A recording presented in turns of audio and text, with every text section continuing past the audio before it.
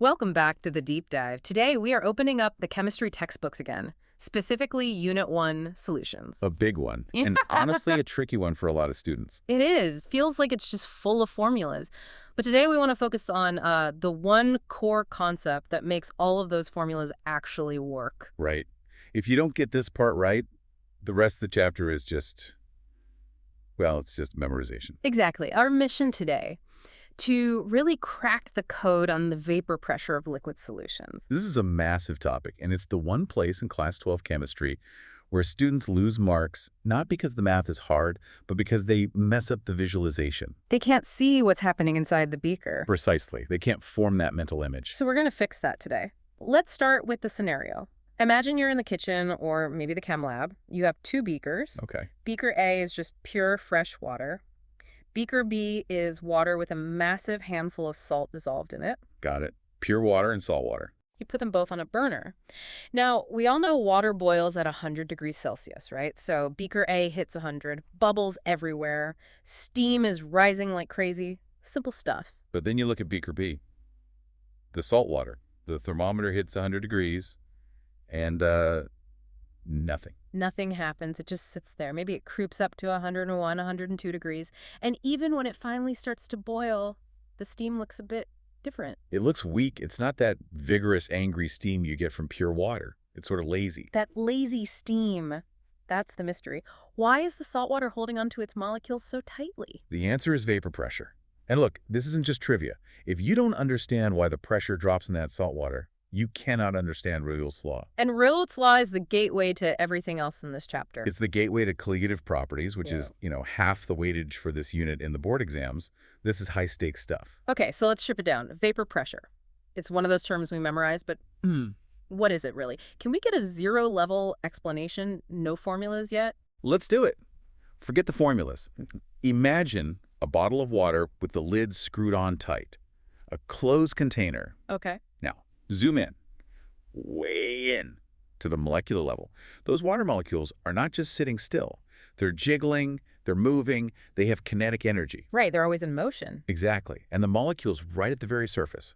Some of them get a lucky kick of energy from their neighbors, and they just launch themselves off the surface into the air above. That's evaporation. That is evaporation. But the container is closed, so they can't leave. They bounce around in that empty space. And eventually they crash back into the water. They crash back in. Yeah. That's condensation. So you have this constant cycle, molecules jumping out, molecules crashing back in. Jump out, bounce around, crash back in. Precisely. And after a little while, you reach a state of equilibrium. The rate of evaporation exactly equals the rate of condensation. So for every molecule that jumps up, another one crashes down. You got it. And all those gas molecules flying around in the headspace are creating pressure. They're hitting the walls, hitting the lid. That pressure at equilibrium Is vapor pressure. That is vapor pressure. It's the pressure exerted by the gas when it's in balance with the liquid. Okay, that clicks. So pure water has a certain number of molecules hanging out in the gas phase, creating a certain pressure. Now, let's add the salt. The non-volatile solute. Right, let's define that quickly. Non-volatile. Good point. Volatile means it evaporates easily like petrol. Non-volatile means it stays put. Salt doesn't turn into a gas, it stays behind. Okay, so we have our water, which wants to fly, and our salt, which wants to sit. We mix them. What happens at that surface layer now? This is the absolute key. Evaporation can only happen from the surface. In pure water, 100% of that surface is water molecules. It's like a launch pad, fully ready. A full launch pad. I like that. Now, you dissolve the salt, the Na+ and Cl ions. They spread out everywhere, including right on the surface. So they're taking up parking spots on the launch pad. They're blocking the launch pad. Where there used to be a water molecule ready to jump, now there's a big, heavy chloride ion just sitting there, and it's not going anywhere. So just by being there, it reduces the number of available spots for water to escape from. Correct. If, say, 20% of the surface is now covered by salt ions, you've effectively reduced the rate of evaporation. Fewer molecules can get out. But the molecules already in the gas phase are still condensing at the same rate, at least initially. Right, so more are coming in than are going out. The total number of gas molecules in the headspace starts to drop. And if the number of gas molecules drops, Pressure drops. so adding a non-volatile solute always lowers the vapor pressure. Always. It is a fundamental law. I have to stop you here because this is where my brain used to get twisted up in school. It just feels wrong. I know exactly what you're going to say. You add stuff to water, it gets denser, it feels thicker. Shouldn't adding more stuff increase the pressure, like you're crowding the beaker? That is the classic misunderstanding trigger. I see it on exam papers every single year. Yeah. Students think more solute equals more crowding equals higher pressure. But that's wrong. It's completely wrong Mm-hmm. because you're thinking about the liquid. Vapor pressure is about the gas above the liquid. The solute acts like a trap or an anchor. It holds the solvent molecules back in the liquid. So the crowd in the liquid actually prevents a crowd from forming in the air. That's a perfect way to put it. The solute's grip on the solvent is stronger, so fewer solvent molecules can escape into the vapor phase. Okay, the anchor analogy is good. Let's try the one from our notes, the crowded party. I think that one really helps. Ah, yes. My favorite analogy for this. Okay, so imagine a party happening inside a house. The house is your liquid. Got it. The backyard is the vapor phase, the air above. And the doorway between the house and the backyard. That's the surface of the liquid. Okay, house, backyard, doorway. Now, people are constantly walking out the door to get some fresh air. That's evaporation. And they're walking back in to get a drink. Condensation. Exactly. In pure water, the doorway is wide open. People can flow in and out easily. The backyard has a decent number of people in it. Now we add the salt. The salt. Now, imagine we put a few huge bouncers or security guards right in the middle of the doorway. These are your salt ions. They aren't leaving the party. They're just standing there. Blocking the exit. They're blocking the exit. So fewer people can squeeze past them to get outside. The rate of people leaving drops. And you end up with fewer people hanging out in the backyard. Way fewer. The pressure of the crowd outside decreases. That's your drop in vapor pressure. The salt is just a physical blockage in the doorway. That is such a clear image. And that explains the boiling point thing, too. How so? Well, boiling happens when the vapor pressure equals the atmospheric pressure. When the pressure from the people leaving the party matches the pressure of the air outside. Good. So if your vapor pressure is low, if the backyard is almost empty, you have to give the people inside a lot more energy. You have to heat the party up, make them really want to get out so they can push past those bouncers. So boiling point elevation is a direct consequence of vapor pressure lowering. It's a symptom. The root cause is the lower pressure. Exactly. You cannot have one without the other. Okay, let's do a quick visualization. A mental movie. If you're listening and you can, just close your eyes for a moment. Picture a beaker of water. Zoom right in so you can see the molecules.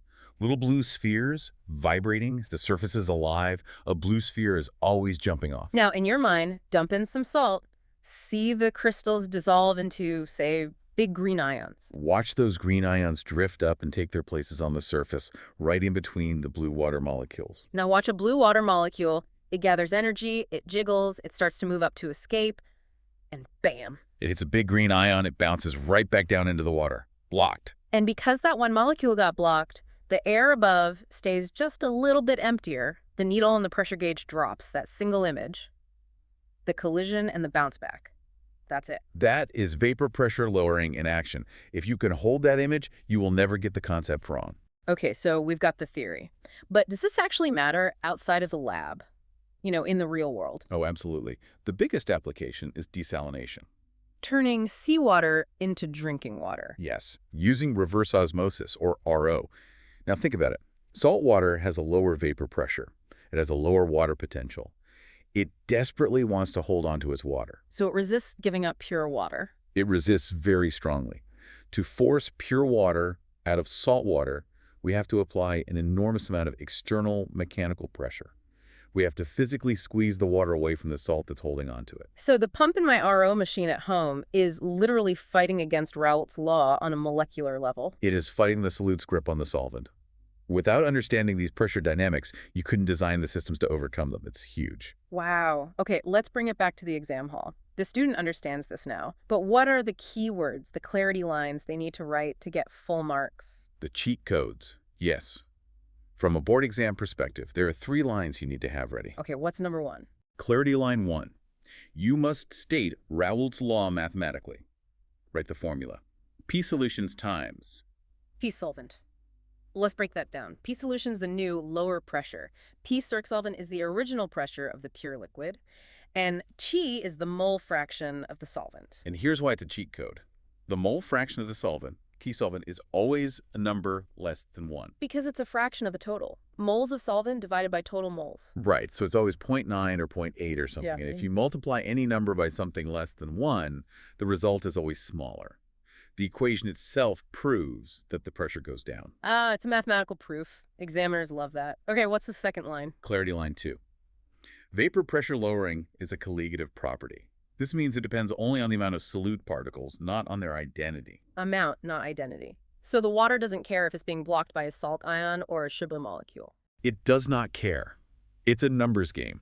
Right. 1 mole of blockers is 1 mole of blockers. A mole of sugar and a mole of urea will lower the vapor pressure by the exact same amount. That's a classic trick question, isn't it? A very common one. The only catch is if the solute breaks apart, like salt becomes 2 ions, but that's a topic for another day.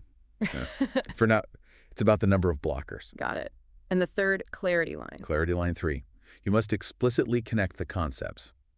Boiling point elevation is a consequence of vapor pressure reduction. Draw the flowchart for them. Yes, write it out. Solute is added, right arrow bare. Surface area is blocked, right arrow bare. Vapor pressure decreases, right arrow. More heat is needed to boil, right arrow. Boiling point increases. Showing that cause and effect chain proves you understand it, you haven't just memorized it. Precisely. I use precise words. Decreases, not changes. Elevates, not is different. Precision gets you the points. This has been super clear. Let's do a really quick fire recap to lock it all in. Let's do it. Core idea. Adding a non-volatile solute blocks the surface and lowers the vapor pressure. The analogy to remember. The blocked doorway at the party. Salt is the bouncer. It's key law. Raoult's law. P solution times P circ solvent. And the real-world result. Salt water boils at a temperature higher than 100 degrees Celsius. And the big mistake to avoid. Thinking that adding stuff increases pressure. It doesn't. It traps the solvent, so the gas pressure goes down. Fantastic. If you remember that, you're ahead of the curve. You really are. And maybe one final thought to leave you with. Go for it. We've talked only about non-volatile solutes today. Salt, sugar, stuff that doesn't evaporate. Right. But what happens if you mix 2 liquids that both want to evaporate? Like alcohol and water. Ooh. So now you have 2 different types of people trying to leave the party at the same time. Exactly. And they both have their own vapor pressures. Does the total pressure become an average? Does one dominate the other? Does Raoult's law still work perfectly? That sounds complicated. It leads us into ideal and non-ideal solutions. And that's where things get really fascinating. But that is a deep dive for another day. A great cliffhanger. For now, master this. Visualize the blockers. You've got this. Thanks for listening to this deep dive. Go crack those problems. Good luck with your studies.